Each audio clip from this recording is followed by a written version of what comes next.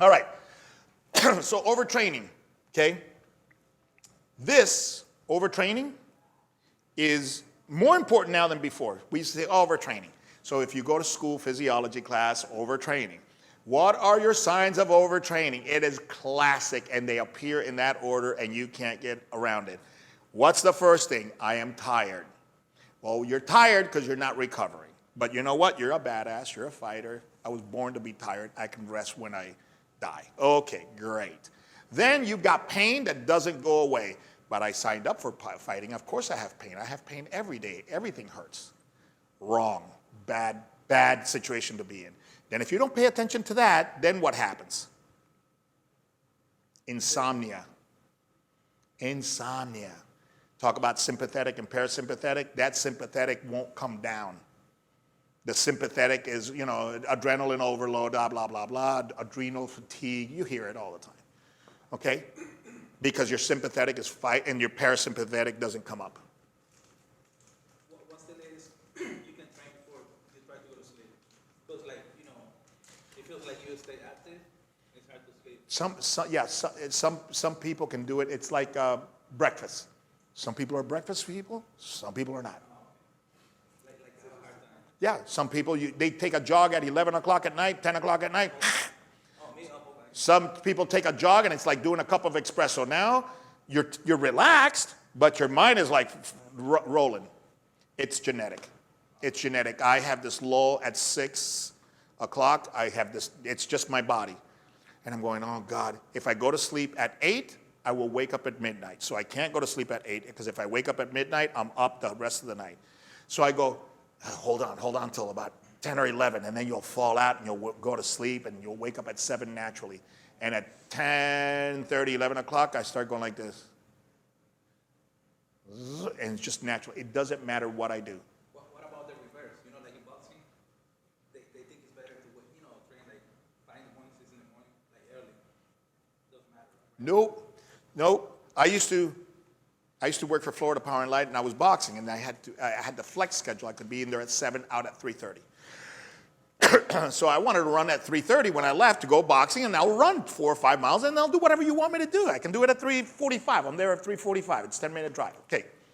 My coach said, no, I want you up at 4 o'clock running, and I want you to run with your army boots at 4 o'clock in the morning.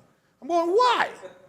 Why do I have to run at 4 o'clock in the morning? It's already messing with my sleep. I'm not a good night sleeper, yabba yabba. He said, because if you have the discipline to wake up at 4 o'clock in the morning and do and run with your hard boots in the dark and run away from dogs and throw rocks at dogs and shit that's chasing you at 5 o'clock in the morning, if you can do that, you'll be much more disciplined on your diet. You'll be much more disciplined with anything. And that is the old school. Old school. Suffer. Why? Because I want you to suffer so you can learn how to suffer so you're not afraid of the suffering. I get it, but how about if we re-switched it? Like, you know what? I'm not a fighter. I don't have to suffer. There's enough suffering in the stuff that I do already. What is the easiest way that I can get in great shape that accommodates my biochemistry, my psychology, everything? What is the easy? What do I like to do? And do that.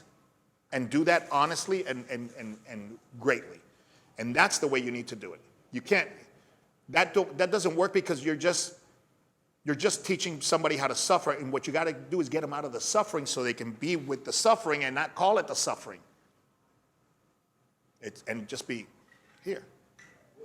What's the best way to explain to a fighter to make them understand all the scientific words out the door, you're soft out the door, to make them understand why they shouldn't overtrain? Not dumb it down, but make them believe what you're saying. Not sit at home all day long and rest, but like I have a guy now where I beg him to go get checked something. Yeah. So having a balls disc. So for 2 months we did, you can plank, you can do this, you want to go, but and I begged him, I said go get checked. I finally got an MRI. So for 2 months we couldn't even train him. There was just a big card that came up and on it. He couldn't even fight on it. Right. For 2 months we wasted all this time doing X, Y, and Z instead of he just went and got checked out versus how do you explain that to them so they understand? Well, number one, all of it is, remember, it's part of education. There's some fighters that you're going to be able to say, and they get it. And they believe in you. There's some fighters that are into this old style, and it's like an alcoholic. Some people fix it, and some people die with it. And there's nothing you can do or say to an alcoholic to make that moment happen. It happens for them when and if it's going to happen. So number one, do not take responsibility for, I wasn't a good coach and I didn't convince these guys, because some of these guys are just hard-headed. Hard-headed, stubborn, they want to do what they want to do. Well, then go ahead and do it. You can say, then, now you understand why I asked you to do that? So next year, when something happens, they believe in you. And recount it like, look, this is why we have to happen. This is why this is so important. Okay? So first, I'm tired. If you're tired, there's a problem already. Take advantage of it now while you're don't have pains that don't go away, because that's next, itis, inflammation. Inflammation is an endocrine response. It's a biochemical response. It's not a contusion response. Obviously, if I have a black and blue because somebody threw an elbow in me and caught me, great, I understand what happened. But if things hurt and you're swollen, it's not good. It's your body telling you, I'm going through a bad stint here, right? So it's that, then insomnia, that's number 3. And if you don't fix that, okay, it's upper respiratory infections. Some kind of infections. We're living now in the world of CV. If this doesn't show you how important the immune system is, nothing will. The best mask that you've got is your immune system. Okay? So you have to explain this to the guy. You need energy to sleep. Because sometimes you have too much energy or not enough, or you're dead tired and you can't sleep. Why do you think you can't sleep? Because you need energy to sleep. So no, you're not doing an extra set, and you're not doing an extra 10 reps on the Versa Climber. But I'm fresh, coach. Great. You see that reserve? You see that energy? That's what's going to allow you to go take a nap. That's what's going to allow you to get your parasympathetic up in 20 minutes instead of then by tomorrow. And tomorrow never comes because you're getting an ass beating tonight anyways. So that's how I sell it to them. This is extremely important. A tired fighter can will himself to win, but a fresh fighter can will himself to sleep. But a tired fighter, that is what torture is. What do you think torture is? They get you tired. The human will is like a sword, okay? What torturing is, they take that beautiful sword, they a tree, and they go like this. They're not crushing it. They're not going to break it. They're just doing this until you do that and nothing happens because they just dull the edge out. Okay? And the spirit of somebody is just like that sword. You got to boom, and then that's how you take care of the blade. You can't take a good sword and then just go up to a palm tree and go, hey, look how good this sword is, because when you do this 30 times, the edge is gone.